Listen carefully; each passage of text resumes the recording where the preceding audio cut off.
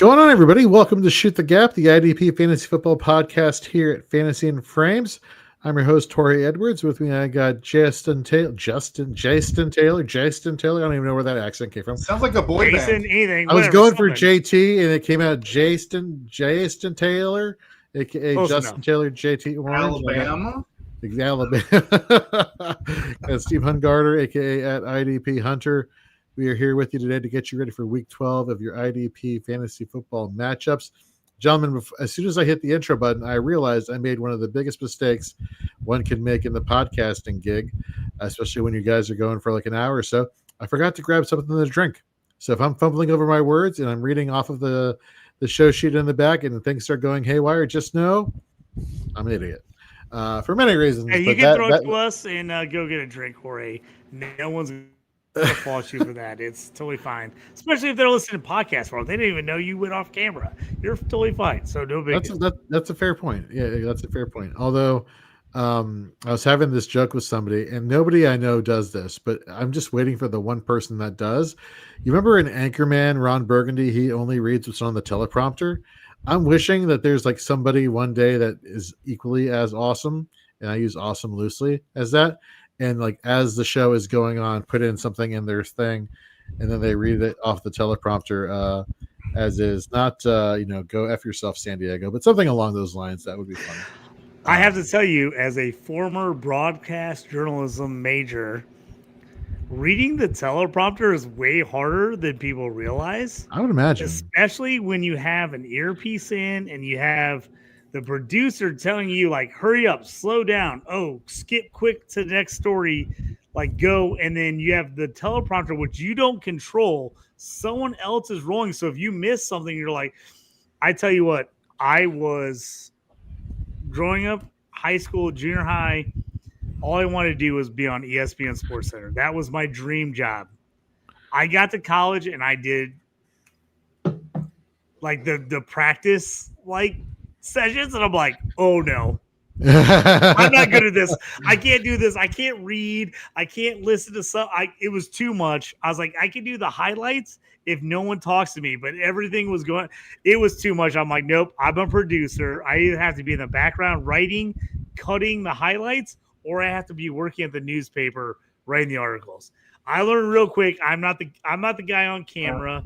That's not my jam. I'm not good my at bag, baby. No, I got you. Oh, it was so. I was so not good at reading the teleprompter. My dream job in high school was to work with Jorge Edwards. That was my dream job. Oh, Steve, you fantastic. You absolutely. Get me. He gets me, folks. Steve gets me. Well, let's get you, folks, some advice before we get into our plays and fades and money and mirage and our sack lunch segment. Let's get into some news and notes. How about that?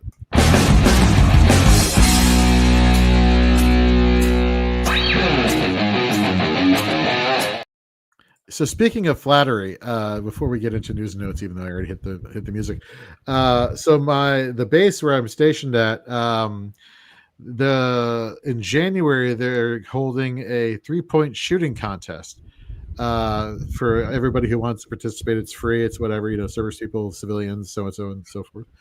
And I'm like, I actually like shooting 3-pointers, and I do like the intermediate to range shot. So I signed up for it. And my boss, who's like, he's taller than I'm 6'2", he's like probably 6'4". I sent him an email and I preface it like this. I'm like, I apologize if I'm typecasting you being tall as somebody who's good at basketball, but would you like to play in this 3-point shooting contest? And he's like, well, as much as I would love to be typecasted as somebody who has success in that particular team sport, that's just not my thing. And the way he phrased it was hilarious because had I been in the hallway next to his office hearing him say that aloud, I would have been drinking a Red Bull, and I would have spit it out, and the poor girl who was in the hallway next to me would have been covered in Red Bull, and I would have felt horrible. So I'm glad I read that when I was in my own office. Yeah, I thought that was a little interesting little side note there. Anywho, let's get into some news and notes. We got some comments in the chat already. I actually was legit pretty good basketball player growing up. I was a 3-point shooter. That was my game. I could still go out there and shoot the threes with the best of them. My son, we get out and play one-on-one sometimes, and he gets so pissed. He's like, how are you hitting all the shots? I was a shooter, man. I was a shooter growing up. I was 5'10" in 7th grade. I was like the 3rd tallest kid in like our entire league. And then I never grew again. So I went from like the 3rd tallest kid to the shortest kid in high school. And so it was like I had to, like, I just drove and took everybody in the paint when I was like in junior high. I was like, oh, give me the ball. I'll get in the paint. I'll score on you. I'll just take you on drive. Then I got to high school. Like, I got to start learning how to shoot threes.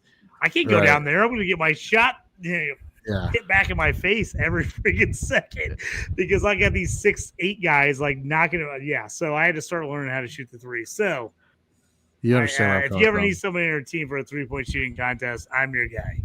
Nice. Epic Fails in the chat. He says, thank you for the Cole Bishop call last week. Well, you know what? There, Epic Fail. Hang on. Because you might be hearing that name as we go on later on during the show during Plays and Fades. But let's get to some news here. Divine Diablo was activated to return from IR by the Atlanta Falcons, and today was seen practicing with a cast on his forearm. So, Steve, Ronnie Harrison, linebacker, but basically a safety on every single platform. We're getting linebacker production as the defensive back spot. Divine Diablo comes in. Goodbye, cheat code, Ronnie Harrison, more or less. Yeah, I hate to say it because I know people are like, flipping out over these hybrids, but yeah, it's Divine Diablo's job, and it looks like he is going to play. At least he's set up to play. But yeah, that would cancel that. Yeah, that you got to enjoy these rides while they happen during the season, folks. I'll tell you. Heading over to the Windy City, TJ Edwards, Tremaine Edmonds, and both of their backup Noah Sewell, all questionable this week. If there is a way I could insert a graphic side-eye emoji onto the screen right now, I would be doing that because that is no bueno. That is not a situation I am particularly fond of. This is where we need Jaylen Warren to be healthy for the Steelers and take major advantage of all these guys being out. If he's not healthy, Kenneth Gainwell, get him in there, baby. He could have a monster week. I'm trying to go to this game. Okay. I forget how expensive Bears tickets are. Oh my God. One ticket in the end zone for a Bears game is all 4 of my Colts tickets in the end zone. Well, it's insane. So, and you get to sit outside and it's cold. Like that doesn't seem like an upgrade at all. Cold outside. Yeah. You have to park like 3 miles away and walk. There's no bars around Chicago Stadium at all. Like Colts game, I'm like literally 3 minutes from a bar. I walk out of the stadium, I'm getting a drink in 3 minutes. Nice. You have to walk 1.5 miles to find a bar outside of Chicago, outside the stadium. I have to tell you, as I get older, the convenience matters more than anything to me. Oh, absolutely. I'm like, I have to wait in line for how long to park? Yeah. I'm in line. I will literally sit in line to park at a Bears game almost longer than it takes me to drive to Indianapolis and park. That's how wild it is. I want to go bad. I really want to go. And then I keep thinking about all the stuff I'm going to do. I'm like, and it's that doesn't sound convenient at all. I should probably watch this game at home. I should just watch this game at home and make it way easier for myself. He's making it sound stressful. I know you are stressing it is out, stressful. man. That's what I'm saying. I was trying my girlfriend. Being a Bears fan is bad enough, but going to a Bears game is almost equally as stressful. He's a huge Aaron Rodgers fan, and so we were talking about trying to buy him Aaron Rodgers tickets for Christmas to go see this game. Aaron Rodgers tickets, Steelers tickets to play the Bears with Aaron. No, you're Rodgers, right. I should say. And but I'm like, I don't know, man. We just might have to sit at home and watch this game. This seems like too much. Seems like a lot of work. Speaking of a lot of work, that's probably not what Trey Hendrickson's going to be having in Cincinnati this week, as he is doubtful to play. Jalen Petrie for the Texans is out for Thursday Night Football tomorrow. A little bit of surprising news. Quentin Lake lands on injured reserve for the Los Angeles Rams. Name to pay attention to, Josh Wallace will look to take over Lake's spot on this Rams defense. Alex Highsmith, again, did not practice today. After not only this past week, but this entire season, leaving Nick Herbig off the field for Pittsburgh, it would be criminal, right, Steve? I mean, this is ridiculous. Yeah. What does he have? 6.5 sacks or whatever. Yeah, he is going to destroy it. So yeah, Herbig, great call this week. Pick him up. Absolutely. And then rounding out some the more pressing news here. There's a lot of I was going through the NFL injury report. And I'm just like questionable. Like every team is 5 players deep and questionable. One that kind of sucks. Tatum Bethune suffered a high ankle sprain this past week. Curtis Robinson, next man up there in San Francisco. Folks, as we're recording this on Wednesday, the teams have gone through one practice. It's important to pay attention to the practice reports and the injury reports going up there. And of course, as we head closer to kickoff on Sunday, you can catch us here on the Fantasy and Frames pregame show as we get you ready with all the injuries, both on offense and defense. So with that, let's get into a segment we haven't done in quite a bit of time. Definitely going to throw some generic questions out there that are good for both people who are new to IDP Fantasy Football in terms of game strategy and whatnot. Let's get into some money and morale.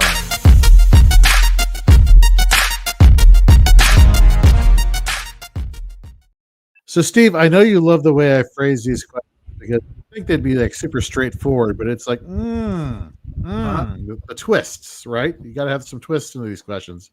So, for those of you who don't know, Money Mirage, we're going to give you a statement, and we're basically going to ask you, is this money statement, aka is this a true statement, or is it a mirage? And it's I'm not believing it statement. So, let's get into the first one for Money and Mirage and Steve. Of course, I'm going to throw this to you first. Money and Mirage. Handcuffing players in IDP Fantasy Football is not something you should waste a roster spot for a DL, LB, or DB, especially this time of year when heading towards the fantasy playoffs. Is it a money statement or a mirage statement? Who you want to answer it? You. Okay. I'm not sure you want my answer, Jorge, because I'm an alien on this. Okay, While all my offensive friends are handcuffing, I haven't handcuffed an offensive player since 1974. I haven't done it. You know what I do? On an offensive league like a Kings Classic, I will handcuff your player because when he goes down, I'll get value out of that. I get nothing by having a guy sit on the bench. So there's my first rant. Second part, do I handcuff a defensive player? No, I don't, because each role is different. A guy can come in and be a tackle guy can come in and be whatever.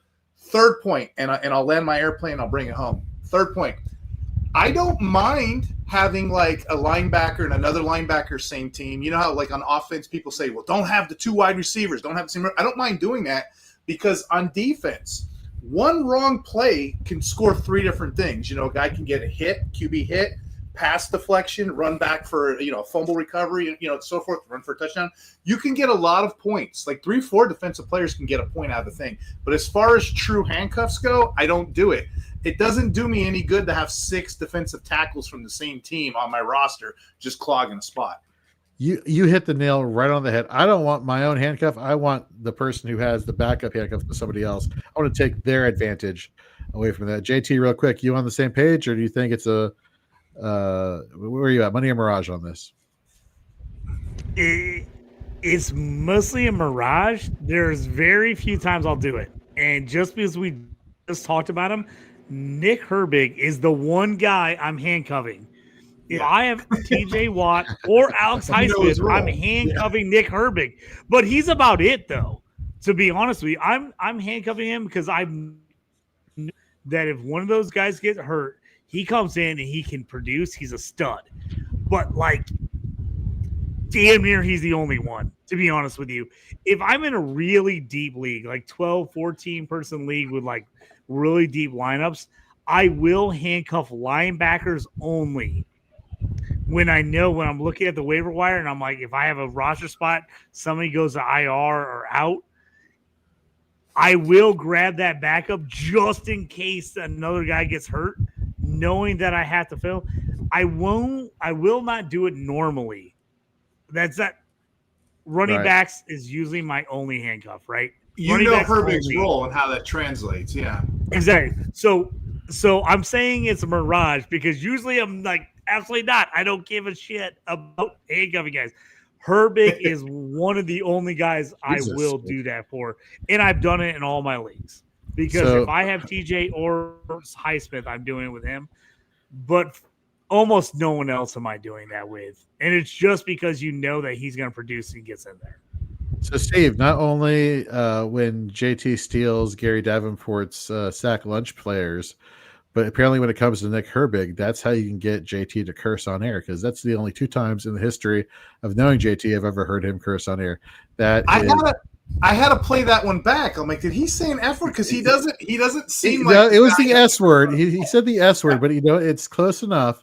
Now but I'm the kind of guy. My bad. I don't usually. I don't usually. I am. I try don't to do that. keep it. I try to keep it real. Me, sir. I try and keep it clean, although it's not always the case, because I know my mom is one of those moms who's like got onto social media obviously later in life and like is like messaging me on Facebook Messenger at 3 a.m. like, oh my God, have you seen this reel? And I'm just like, oh my God, mom. Or she likes every single thing I post.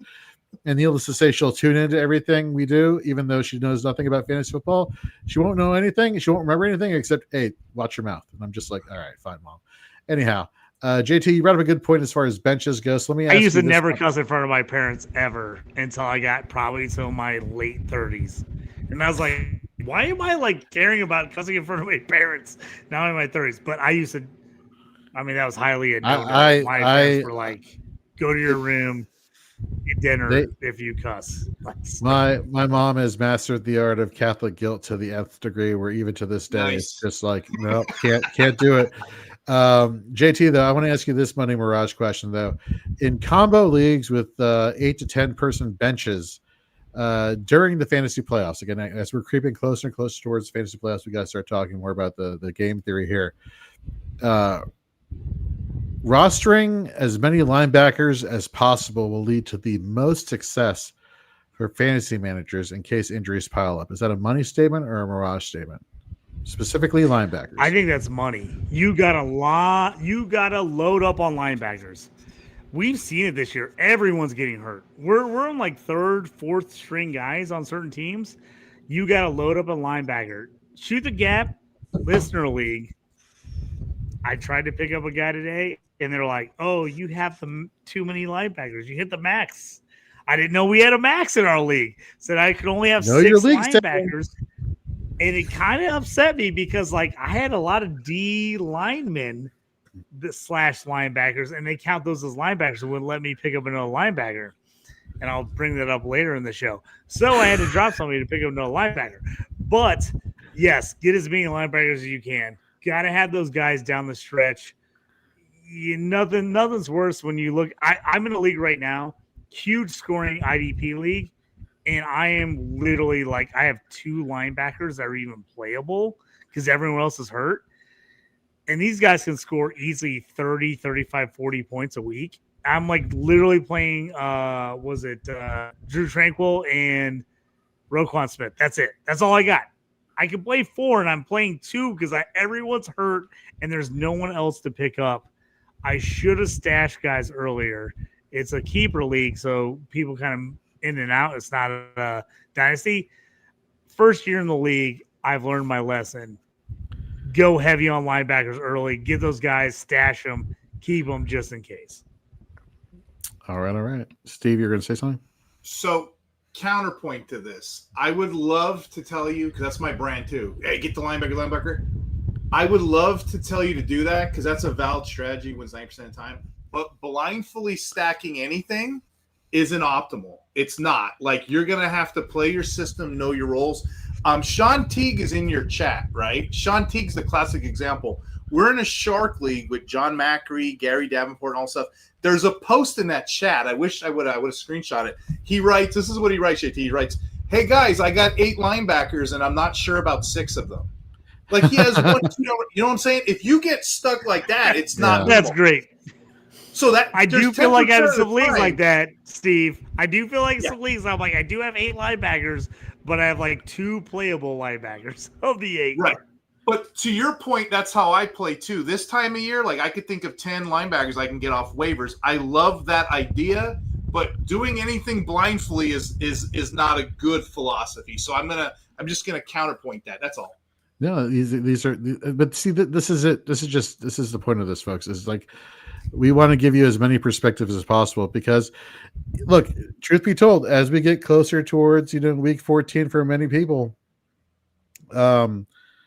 weeks, the fantasy playoff time of year, like, sorry, mom, shit gets stressful, so you got to kind of be, you have your head on a swivel and know exactly the situations you're getting into and the scenarios that could come up and either help you or bite you. So that's going to do it for Money Mirage. I will mention real quick too, if you're in either Dynasty or Redraft best ball leagues, this is the time you got to kind of start looking for those linebackers. Like you just said, that's the type of league I'm like, ooh, I need as many guys as possible in case someone falls apart, hurts, whatever. That's where I'm stacking. So I know not everybody plays in as many leagues as I do in the crazy stuff I play in, but right now I am grabbing linebackers in every best ball league, whether it's Dynasty or Redraft. I'm grabbing those guys because those are the guys that can score points out of nowhere on you. You don't have to start him, so you don't have to take a chance like, he can score me a 0. If he scores you a 0, somebody else will cover you. But get those guys in those leagues if you can, especially if they're a little bit deeper, and especially if you're in a best ball league that isn't super position dependent. Because I'm in a couple leagues it's like IDP, IDP, IDP, IDP. Like, you don't have to have like 4 linebackers, 2 D linemen, 2 DBs. It's like 1 D lineman, 1 linebacker, 1 DB, and a bunch of IDP spots. So whoever scores the most gets in your lineup and counts. And this time of year, that's where you want to stack those guys. Like, exactly. It might be time to drop that guy on IR that you don't want to drop, but you might drop him because he's not going to help you at this point. Because even if he gets back in the playoffs, you're not going to be in the playoffs if you keep him.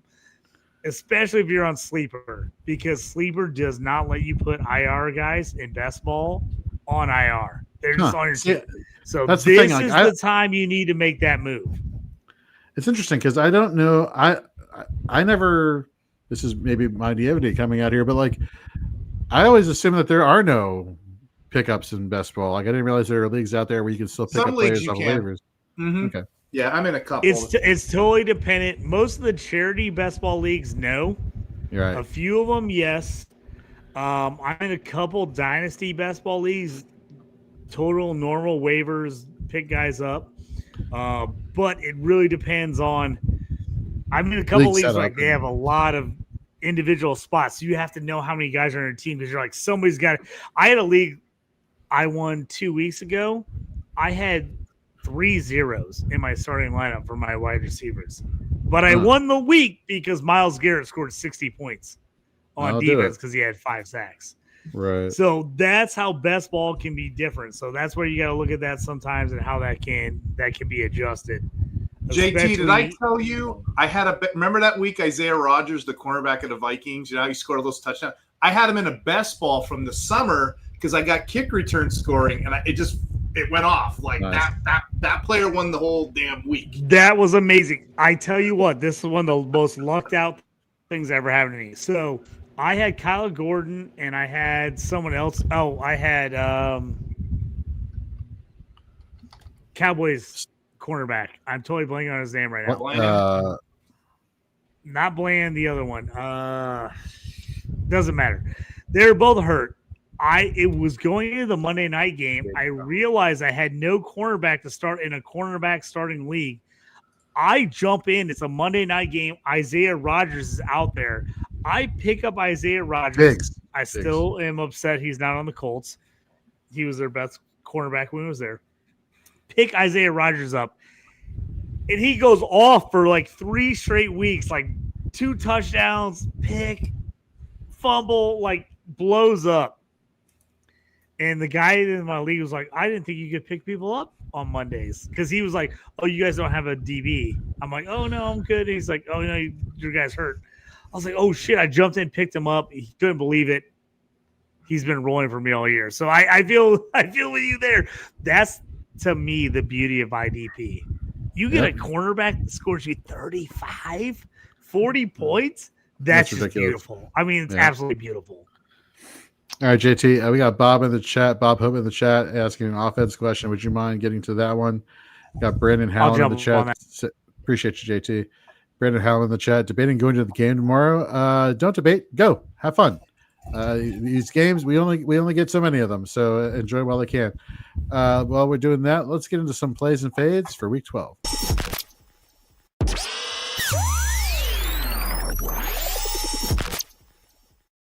So, folks, as we do it here every week, we're going to cover defensive linemen, linebackers, and defensive backs. Defensive linemen, will be outside of the Fantasy Pros ECR top 12 linebackers outside the top 36.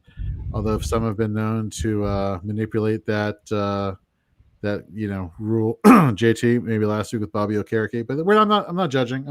It is what it is. Then of course defensive backs outside the top 12. So for time, because we know we got to get through some of this. Steve, why don't you kick us off here with your play at defensive lineman? Yeah, so like Jorge said, we're all competing in this ECR Fantasy Pros competition. So what I did is I took my guys, I took my players, and I kind of broke it down like, okay, these guys. Oh, getting some technical streaming issues here. Here are way too much low. Hold on, let's get Steve. So essentially, I'm. Let's Steve's having some technical difficulties here. We'll get him back on real soon. Anyhow, JT, let's get to your guy before we get back to Steve's when he jumps back in. Yeah, we're on plays defensive on lineman. D-line. Sorry, I was typing away here. Yes, so for me this week, a little bit of Greg Rousseau for the Bills. Going against Houston, we know we've been dialing up everybody against the Texans. The Texans have not been good against the run or against the pass at all. They can't block. Rousseau, he's been down. He's been way down. So I guarantee people are like, really? Do I want to play him? 15.8% win rate last week, 5% pressure rates, 64% pass grade.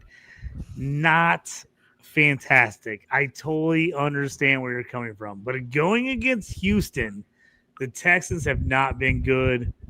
Davis Mills is not athletic. He's not going to move. If you're trying to take a shot at somebody, like just, I got to put a guy in, I'm hoping it gives me something, that's my guy this week. Thursday night, I'm playing him. He's been better. Okay.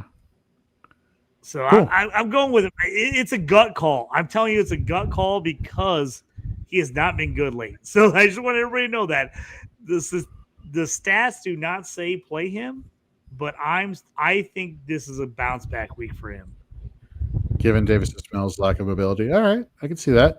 Sorry, Steve, there was some audio technical freezing going on there. You were saying about your play for defensive lineman? Okay, I was talking about Dallas Turner playing the Packers. He was DL3, week 11 in 1-2-3 scoring. He's playing the Packers, which give the 8th most tackles to defensive linemen per Joe Bond's IDP points against calculator. So I'm kind of interested in him. Greenert is hurt. So the way I play this is I move him up if Greenert stays injured. If Greenert comes back, then I have a depth piece I can break emergency glass in case of an emergency, right? The same goes for Van Ginkel, who's been injury prone too. But at DL 63 is where he's at currently in Fantasy Pros. That's right. Way too low for a guy who just went off with a great matchup. No, that is fantastic. And I think the jury's still out on whether Greenard's going to be playing this week. It doesn't – I would be surprised if he does come back and play. And if he is coming back, limited snaps to Turner, you just got to get this guy more reps on the field. So love both your all's plays. I'm going to go for the DL20 here, George Karlaftis versus the Colts. Coming off of a performance versus the Broncos, I had him boast 19.4% pressure rate and a 22% win rate. You got your 3 total tackles with TFL, 2 quarterback hits. All that was missing was the sacks. This week he's turning his attention to Daniel Jones of the Colts, a team that has allowed since week 8 the highest fantasy point per game average to defensive ends and edge rushers per Fantasy Pros IDP scoring. Daniel Jones has been the 9th most sacked quarterback this season. In fact, since week 8, Daniel Jones has been sacked 15 times, the most by any quarterback during that stretch of period of time. George Karlaftis, second in the NFL in pass rush win percentage since week 8, only trails Myles Garrett in that department. So he has a fantastic matchup this week. Let's get to linebackers now. I'll start us off this time. For me, Linebacker 27, Demario Davis, New Orleans Saints versus the Atlanta Falcons. The Falcons have allowed, on average, the seventh most points per game to linebacker position, again, using Fantasy Pros IDP scoring. Per PFF, Demario Davis is ninth among all off-ball linebackers in run defending tackle data and has been ranked eighth in tackles per opportunity amongst all linebackers, playing a minimum of 50% of snaps since week 8. So here's the rub. While he's mostly been a heavy assisted tackle guy, given this matchup against Atlanta, who, the Drake London's probably out, Michael Penix is on IR, they have to run the ball. Not to mention, you have people on bye this week like Bobby Wagner, Dre Greenlaw, Jordan Brooks, Tyrell Dodson, Diane Henley. Davis is a more than suitable IDP streamer for you this week with tons of upside. Steve, who's your linebacker play this week? Yeah, it's Curtis Robinson of the 49ers. He's got a sweet matchup this week against the Patriots. They give the 10th most to the position. So I'm going after him. He's buried way deep in Fantasy Pros as well. Nice. JT, who is your play this week at linebacker? So this is the guy I was talking about earlier. Couldn't pick him up and shoot the gap. IDP league because I had too many linebackers, so I had to drop somebody. But I picked him anyway because I think Terrell Bernard is a great play this week. He has been kind of down the last few weeks coming off injury, but he was fantastic last week. Number 3 linebacker, 8 tackles, solo tackles, 11 tackles total, 2 passes defense, 22.3 points, played 100% of snaps. After a couple weeks in the 40s, he was top 3 last week. I think he has a really good week against Houston. I think they want to run the ball, even though Davis Mills has been decent. I think Bernard's going to be in the mix. I'm playing him. The fact that he was on waivers in our league, I didn't look up the percentages, but I think he's on waivers in some other leagues because he hasn't been fantastic lately, especially in leagues with short benches. So if you can go out and get Terrell Bernard, go out and grab him. I picked him up. I'm playing him this week. So, spoiler alert, he is definitely somebody I'm writing about in the IDP plays and fades coming out on Fantasy and Frames tomorrow. So, definitely love that take here. Let's get into defensive back plays here. So, I'm going with the DB40 and Week 12 Fantasy Pros ECR. Amani Hooker versus the Seattle Seahawks. You can't take my Hooker. You can't. No, what are you doing, right. Jorge? I'm taking Gary Davenport's favorite hooker, meaning Amani Hooker, who since week 8 has been Fantasy Pros DB 11 in points per game and has been the 9th highest scoring safety during that time period. Tied for 7th in PFF's plays on ball metric. Hooker is 6th in solo tackle since week 8 and has a fantastic matchup against Seattle. They've been giving up the 9th most fantasy points per game since week 8. This is a great opportunity here for this Amani Hooker and the Tennessee Titans, which is, ever since I got rid of Draymond Jones, it's basically been, Amani Hooker is the IDP you want for Tennessee if you ever wanted one. We've seen the Seahawks ramping it up there with Kenneth Walker more and more, and Charbonnet is still there. So this is a perfect, David versus Goliath situation in terms of defensive IDP versus the offensive scheme for Seattle. So give me Amani Hooker here as my defensive back play. Steve, we mentioned your in the chat, somebody had mentioned your play for this week. Can you maybe speak on who your defensive back play is here?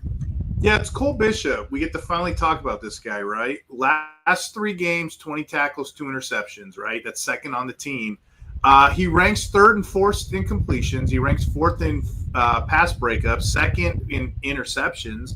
He's a reliable tackler, too, 7.1% missed tackle rate. That's good for defensive backs. In fact, that ranks 16th. And also, advanced stats, he gets frequently targeted, too. So he's a really good player in coverage. He's only allowed 118 yards on the season. That ranks 10th.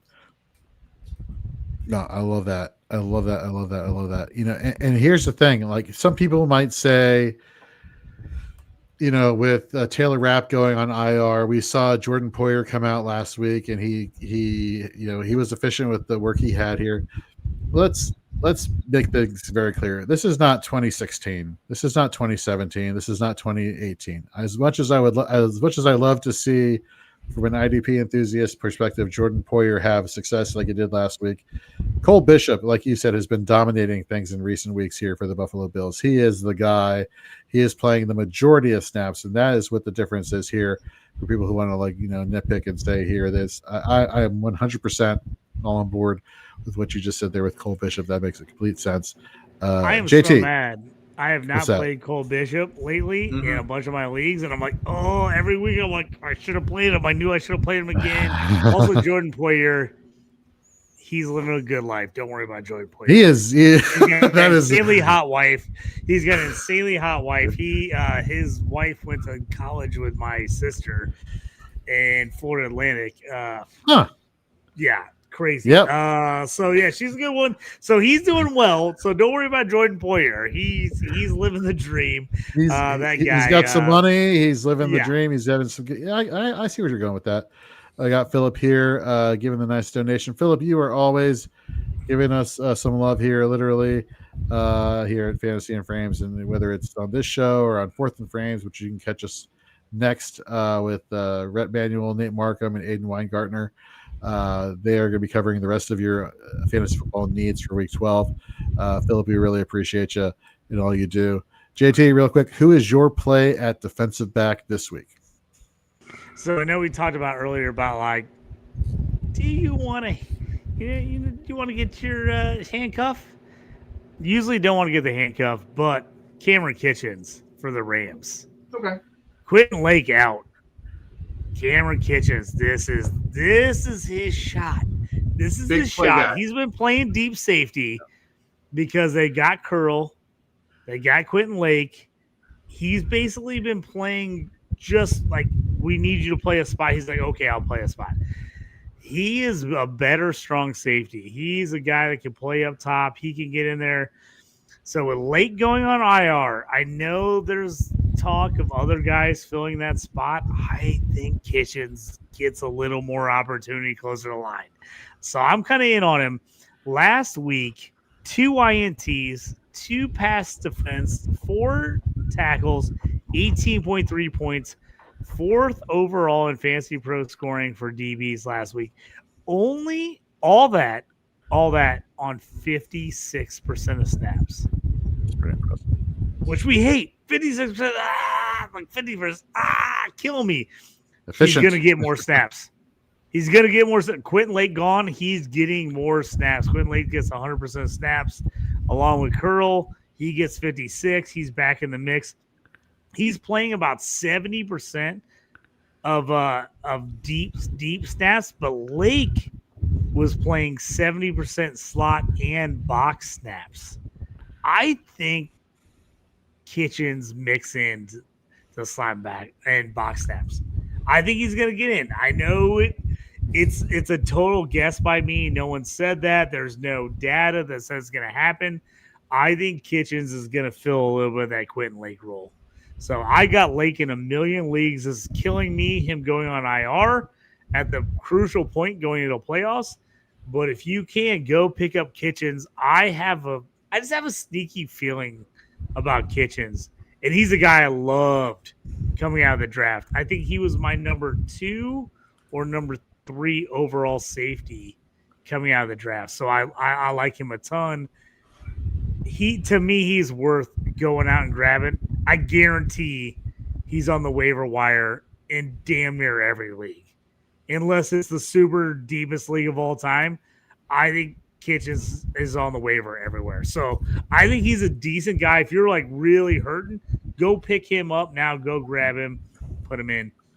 So two things, Jorge. I just want to counter. Yeah. For starters, Matt Kelly's on my phone blowing it up right now about this Super Slam best ball that's happening. Yeah. He's talking about Cam Kitchens. You know what just correlated to me in my brain? What's that? Kitchens is like one of those best ball players that you got to have in leagues. IDP only drafts. Right. That's the guy big playing boom, boom, boom, boom, boom. If you're in these IDP best balls, those are the players you target. Is that not true, JT? Yeah. Yep. He's answering some questions right now. But yes. Oh, sorry. You're good. You're good. Yeah, let's no, get absolutely no. Somebody, no. Philip said I got so much Lake, and I was like, I agree with you. I have Lake. I think in 90% of my IDP leagues, and he's a guy that was like super cheap. Nobody really wanted him. They're like, yeah, whatever. Just being consistent. He's just consistent. So I think Kitchens jumps in there a little bit. He just has too much athletic ability for them to just have me like, just keep playing deep safety. I think he's going to mix in that mix, especially the Rams up front. We've talked about this a couple times on the show for anybody's just jumping in. But we've talked about they play that 3 safety, 1 high, 2 strong, 2 in the box. Kitchens usually has been the deep guy. I can see Kitchens moving up just because he's so athletic. We'll see if it happens. Again, this is a totally me. Just off watching him in college, seeing what he can do, I think he could do it. I think it's jump in now, take a shot. If he sucks, just send me a message at Twitter at JT Orange and say, like, you blew it. I'm like, yes, I did. But you could drop him next week. If he doesn't do anything this week, you can drop him next week. Or it could just work out and everybody should just take your advice, and there's that. Let's get to some fades. Let's go to the defensive lineman here. I'm going to start here. Gary Davenport, who will be with us next week, if this was week 1, he'd be saying, Jorge, you're an idiot, but it's not week 1. We're talking about week 12. Talk about Byron Young of the Los Angeles Rams versus Tampa Bay. Tampa Bay has led the 10th lowest points per game average for defensive end since week 8. While conversely, Baker Mayfield has only been the quarterback 16 in sacks taken during that time. Byron Young this past month hasn't registered a sack. He has posted 9 pressures during this time period. Here's the thing. He's got a 13% pressure rate, which is higher than the league average amongst the edge rushers. So something's not clicking. What else is not clicking is his fantasy production. Since week 8, using Fantasy Pros IDP scoring, he's the DL 95. 95. We were talking about Byron Young putting up 3 sack performances, 2 sack performances to kick off the season. You want to talk about situations that have taken a U-turn, and it doesn't make sense because you have the efficiency, you have the advanced metrics working on your side. But again, against Tampa Bay, not a great matchup here for Byron Young. So unfortunately, you definitely want to fade him heading into this week. Steve, who's your faded defensive lineman? Yeah, Gary Davenport would be chasing me around too with a pitchfork because this is another one of his guys. I'm going to fade Carl Granderson of the Saints. Yeah. First off, he's playing the Falcons. Again, this is not week 1 anymore. The Atlanta Falcons are dead last giving up points to the DL. So it's not a good matchup at all. But we must examine this player a little bit. Okay? Granderson started off hot, right? Remember, he was on a heater, 4.5 sacks in 4 games. Yeah. Since then, the team has dialed up Chase Young. That's a player, on the increase. So Granderson's been on the decline. Since week 5 onward, nothing. He's giving you nothing, folks. So here you have a bad matchup and a player that's on the decline. You, as an IDP manager, you got to consider, is Granderson worth dropping right now? And that's a hot topic. I'm going to say, in some of my leagues, I'm dropping Granderson, not just fading him. No, that's a good call. I like that. It's a far cry from a few seasons ago where, he came on strong to end the season. Then the following season, it's almost like he took over. Well, he did take over opposite Cameron Jordan as being like the alpha here. We thought the switching from him from being a down edge rusher to being an outside edge rusher this season would work wonders. Like you said, he started off the season strong. Things just haven't been clicking, and you're absolutely right. The matchup versus Atlanta does not favor him this week. JT, who is your defensive lineman fade for week 12? So 2 weeks ago, this was my guy. I told everybody to play him. Will McDonald IV, the Jets against Cleveland, absolutely smashed it. 4 sacks, crushed. Last week, 1 assisted tackle against New England. I'm out on him. I'm out on him this week. I loved him a couple weeks ago, not this week, especially going against the Ravens with Lamar. Hard to get to him. In general, I think they're going to be pounding the rock. I think the Ravens are going to be dominating this game. So while I love Will McDonald 2 weeks ago, I hate him this week. He's off my list. I'm not playing him. He's on the bench. All right. Let's get to the linebacker position. My fade for this week. Cover your ears, folks, who still use draft capital as a rationale for valuing players. Which, by the way, don't do that. Zaire Franklin, Indianapolis Colts versus the Chiefs. Since week 8, outside of Bobby Wagner's 19.3 fantasy point performance, no other linebacker has come close to anything resembling that since facing Kansas City. Zaire Franklin, the LB40 since week 8, has been a huge disappointment for IDP managers.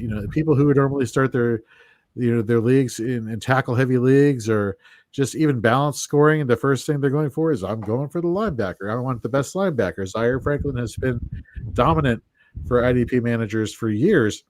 It's not working this year for some reason. Maybe it's the change in defensive coordinators causing some issues. A lot of things to dissect in the offseason, but for whatever reason this week against the Chiefs, no less, doesn't do him any favor. So fade him at all possible this week. And I want to clarify something when we're talking about plays and fades. Notice how we're not saying start and sit. You may not have a better option than Zaire Franklin this week to start on your team. I understand that. What I am saying, however, is temper your expectations or fade expectations. And that goes for a lot of these players that we're talking about. Steve, we will get to him. Steve, are you ready for your fade at linebacker? Oh, yeah. And to jump on your coattails, there's nothing worse than a show, and they're out there. It says, "Oh, I think Roquan Smith's a good player." Shut up, dude. These players are not available in your leagues. Right. So, yeah, start sit based on the context. Pick him Roquan Smith, right, Steve? Pick him up. Wait, no, he's not on the waiver. Like, there's no way. That's my rant. We need to have a therapy session. You know who else we need to have a therapy session on? This is my fade. We need to have a therapy session on Patrick Queen. Okay? Queen has played 11 games this season, and he's been outdone by the LB2, whether it's Holcomb or Wilson, 6 times. 6 out of the 11 times they've outproduced him in tackles. So not only is he getting LB2'd by his LB2, he's missing several easy tackles a game. So I looked it up. He actually leads the league in missed tackles with 18, and 9 of them have been in the last 18 missed tackles in the last 9 games. A whopping 21% missed tackle rate. So, yeah, I'm fading the heck out of Queen. Again, context matters. If you're in a 32-team league, you got no choice. But, yeah, I don't want Queen in my lineups if I can avoid it. I love that. Oh, Steve, I completely agree with LB2. you. I was going to say, I completely agree with you. I said something last week. I mean, he had, going into last week's game, he had 5 solo tackles in 5 weeks. Yeah. He's supposed to be your number 1 linebacker. He has 5 solo He only saved you last week or 2 weeks ago because he had 10 assists. Okay, you got lucky that he got 10 assists. You had 1 solo tackle and 10 assists. Dude, I was so pumped when the Steelers signed Patrick Queen. Like, I was so pumped. He was the one guy I wanted. I only have him. It has not worked out well. It has not worked out well. Yeah, the only league I have him in, I'm in a league with casuals. I got offensive genius like Bob Harris and them. I'm like, they're probably going to take Queen on names, so let me take him, and then I'll get the players I want. Exactly. JT, who's your favorite linebacker? So for me this week, it's Devin Lloyd. He's been back and forth all year for Jacksonville. Like, he's had some good weeks, and then you're like, okay, he's bad. Like, I'm sitting him. Then all of a sudden he has a good game, and you're like, okay, maybe I should play him again. I'm just out right now. He's struggling to stay healthy. He's been in and out of the lineup. They're going against Arizona this week. They have almost no healthy running backs. Bam Knight is the guy. I cannot see them landing on Bam Knight for 25 carries. There's no freaking way. They're going to throw the ball a million times. So he's not a great coverage linebacker, so this is not going to work well for him. 2 tackles last week, 1 solo, 1 assist. He played 85% of snaps. If my linebacker gets 2 tackles with 85% of snaps in a setup where they only have 2 linebackers playing, I'm out. So Devin Lloyd, I'm done with him. I feel like I'm in a really love-hate relationship with Devin Lloyd. I hated him for like years. Kind of started loving him because he started doing really good at the beginning of the year. And now I'm like, nope, I was right. I'm out on him again. He's terrible. I'm out. Devin Lloyd, get off my rosters. I don't like you. Steve, quickly answer this question if you don't mind from Epic Fail. He says he needs an IDP flex, 6 points a sack, 1.5 points per tackle. Montez Sweat, Levante David, Terrell Bernard, or D Winters. So 6-to-1 ratio, you're in a sack heavy league. I go with the DL, and Sweat is very competent. So I'm skipping LB. I'm going DL. All right, there we go. Let's get into the last fade category here. Let's go to defensive backs. Mine's going to be Josh Metellus. So fun fact, when it comes to fantasy points allowed to safeties, both Minnesota and Green Bay are back to back in some of the fewest points allowed to the position this past month. In fact, during the same time period, Metellus has been the DB 80 in fantasy points per game average. Look, he is great at stopping the run. He is great at run defense. He's great at tackling. Here's the thing. Josh Jacobs probably isn't going to play. How much are the Packers really going to put? How much faith are they going to put into Emmanuel Wilson? I'm not thinking as much. I think this is a Jordan Love passing game here. So the game script is automatically favoring Green Bay throwing the ball more. And when you look at weaknesses in Metellus' game, playing in coverage, that's a big one. In fact, since week 8, PFF has graded Josh Metellus as the worst graded coverage safety among all safeties in the NFL. That should tell you everything right there. It's not looking good for Josh Metellus this week. Steve, who's your favorite defensive back? So I've been looking at defensive backs, like who's getting the sacks, who's blitzing. There's a handful of guys you can call for a sack lunch. Do you guys know Grant Delpit? He's one of those handful. He's pass rushing 12% more, like the last couple games, 12% more. It probably correlates with Myles Garrett talking to coach, talking to press, saying, hey, I need a little more help. The problem with the problem with Delpit, though, he's not getting anywhere. He's rolling goose eggs. He only has one sack, and he has one splash play interception. That's all the way back in, like, week 7. He's on a 3-tackle game last week and the week before. It's just not working out for him. Not only that, he has a horrible matchup against the Raiders, who give up the 20th most for defensive backs. Yeah. So, yeah, he's a fade for me all day long. You know what people should not be fading, Steve, is your fantasy advice. So I'm going to give you a shout-out here because for week 11, number 1 IDP ranker over at Fantasy Pros. Congratulations, my friend. Thank you. Well deserved. You are one of the hardest people in this industry, hardest working people, and the rankings you put out are quality, top notch. So congratulations to you, my friend. I appreciate it. 1 point away from second place. It's a 3-man race this year. The number 1 guy doesn't have it like he has it all those other years. It's like a couple 100-point difference. So we'll see what the 9th round brings us, JT. Let's see. The bell hasn't rung yet, so you're too kind, Jorge. Okay, I don't hear no bell. Just gotta keep punching. Keep going. All right, well, JT, who should be punching, but unfortunately isn't for fantasy managers, and why are you fading him at defensive back this week? So for me, it's Malachi Starks for Baltimore. DB 27 right now. That seems way too high for him. Going against the Jets just benched Justin Fields. Tyrod Taylor, they are not going downfield at all. No Garrett Wilson. This wide receiver core is just an absolute disaster. Starks is playing deep safety, so we need picks, right? That literally, if you're playing, you need picks. He's got 5 tackles in the last 2 games. He's got 2 INTs and 2 passes defense in the last 3 weeks, so that's nice. But at this point, I think you need an interception or it's nothing for Starks. So it's high risk, high reward. If it's a 6-8 point INT league, maybe I go with him. I just think the Jets are going to play it close. They're going to throw everything underneath. They have no deep threats. Unless you count Adonai Mitchell, which we're not going to get into that because that's we're not going to get into that all.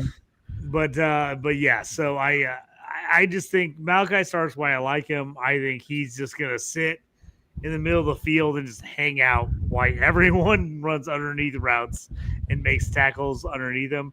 So I like him as a player. I just think he gets nothing this week against the Jets. All right. Well, that's going to do it for our plays and fades. Let's get into our favorite segment to round out the show. Let's get into some sack lunch.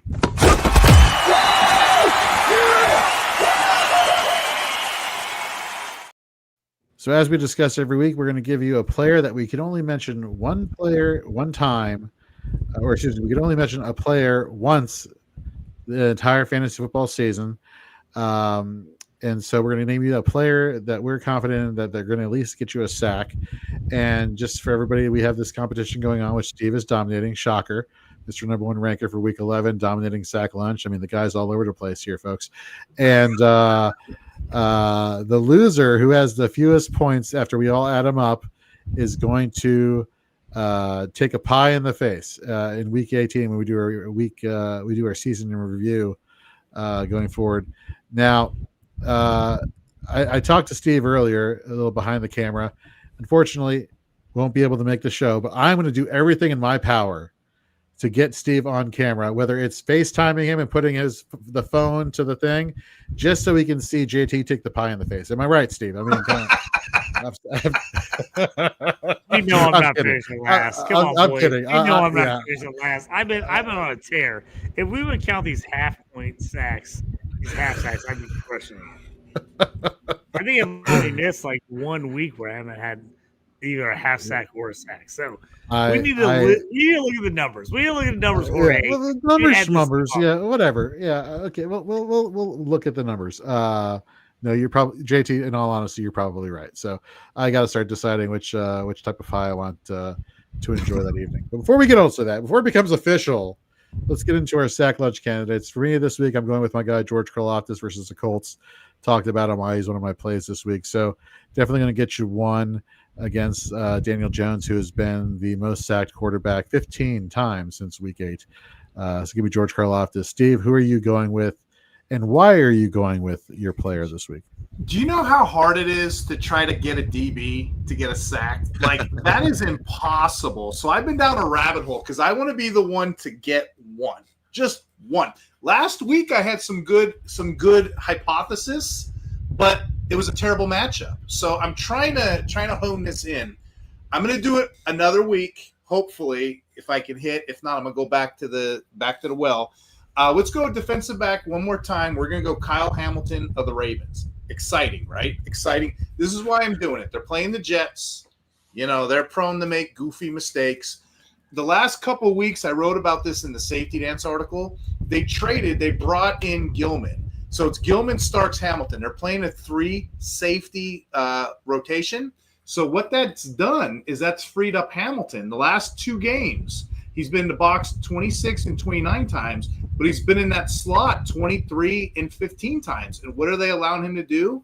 Pressure, generate sacks. And he got one last week, and he also got a forced fumble. So I think if anyone is going to hit this competition, he's one of probably 2 or 3 guys that's going to do it. Sure as heck ain't going to be Grant Delpit, knock on wood. So I'm going to go with Kyle Hamilton for another week. I just want to see. It's impossible to figure this out. Like, there's no it really is. I'm going to try. So McMillan for the Broncos, the slot cornerback, he got a sack, and he was somebody who was also somebody who was pretty high in blitz rate per NFL Pro Stats. And I was just like, man, and not to mention, folks, the real reason Steve's saying he wants a defensive back to hit is because not only do you get the point for the sack, you get 3 bonus points for a defensive back getting a sack. Put it away. He wants to put it away. Exactly. Gary Davenport. This thing off early. He's like, he is. Like, I don't even need to worry about my last 3 weeks. Yeah, he doesn't want the crane kick. He doesn't want the crane kick. He wants to sweep the leg and be done with it. Nice. Gary Davenport, who will be back next week, is choosing Mad Max Crosby versus Cleveland Browns. I mean that's a darn good one. JT, round us out here. Who is your player for sack lunch this week? I took Max last week. Thank you very much. Help me out. I'm taking Leonard Williams. I'm going D tackle. I don't know if there's any bonus points for D tackle. I'm taking Leonard Williams, Seattle versus Tennessee. Tennessee giving up sacks all year long. It feels like they're the best team. The snap shares for the defensive ends for Seattle have been all over the place. Like a ton of like 40, 45, 50, 55% snap share. The only guy playing all the time is Leonard Williams. I'm playing Leonard Williams. So I'm taking him. I think he gets home. Inside guy, taking him this week.